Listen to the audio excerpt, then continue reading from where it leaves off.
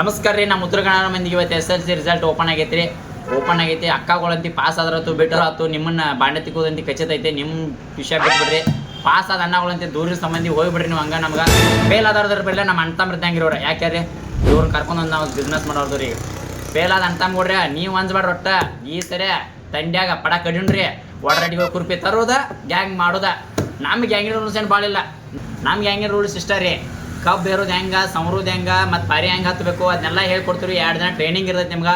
ಆ ಟ್ರೈನಿಂಗ್ ಪೀರಿಯಡ್ದಾಗ ನಿಮ್ಗೆ ಊಟದ ವ್ಯವಸ್ಥೆ ಇರ್ತೈತಿ. ಮತ್ತು ಆದ್ರೆ ಪಗಾರ್ಗಾರ ಏನು ಇರಂಗಿಲ್ಲ ರೀ. ಟ್ರೈನಿಂಗ್ ಕೊಡ್ತಂದ ನಮ್ದು 3 ತಿಂಗಳು ಸೀಸನ್ ಇರ್ತೈತಿ. 3 ತಿಂಗಳು ಸೀಸನ್ದಾಗ ನೀವು ಡೈಲಿ ಬರಲೇಬೇಕು, ಕಡ್ಡಾಯ ಇರ್ತೈತಿ ರೀ. ಮತ್ತು ಇನ್ನೊಂದು ಹೆಂಗೆ ರೀ, ನಮ್ಮ ಹುಡುಗರ ಎಷ್ಟು ಜನ ಇರ್ತಿದ್ದಾರೆ, 20 ಜನ ವೇಕೆನ್ಸಿ ಲಾಸ್ಟ್ ಐತ್ರಿ. ಈಗ ಯಾರು ಜಲ್ದಿ ವೇಕೆನ್ಸಿ ಆಗ್ತಿರಲಿಲ್ಲ ಅವ್ರಿಗೆ ಮೊದಲ ಬಂದವ್ರಿಗೆ ಮೊದಲ ಆದ್ಯತೆ ಅಂತಾರಲ್ಲ ಆ ಥರ ನಮ್ಗೆ ಮೊದಲ 10 ಮಂದಿ ಬಂದವ್ರಿಗೆ ಅಂತೀರಿ ಅಡ್ವಾನ್ಸು ಕೊಡ್ತೀವಿ ರೀ. ಕುರ್ಪಿ ನಾವು ಕೊಡ್ಸ್ಕೊಡ್ತೀವಿ ರೀ.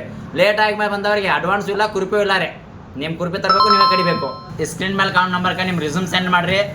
ಮತ್ತು 2 ತಿಂಗಳು ಮುಂಚೆ ಆಗಾವ ಬಿಡ್ಬೇಕಾಗೈತೆ. ನೀವು ಲೇಟ್ ಮಾಡಿಬಿಟ್ಟಾಗ ನಿಮ್ಗೆ ಅವಕಾಶ ಸಿಗೋದಿಲ್ಲ. ನೋಡಿರಿ, ಜಲ್ದಿ ಮಾಡಿರಿ. ಸ್ಕ್ರೀನ್ ಮೇಲೆ ನಂಬರ್ಗೆ ನಿಮ್ಮ ರಿಸ್ಯೂಮ್ ಸೆಂಡ್ ಮಾಡಿರಿ.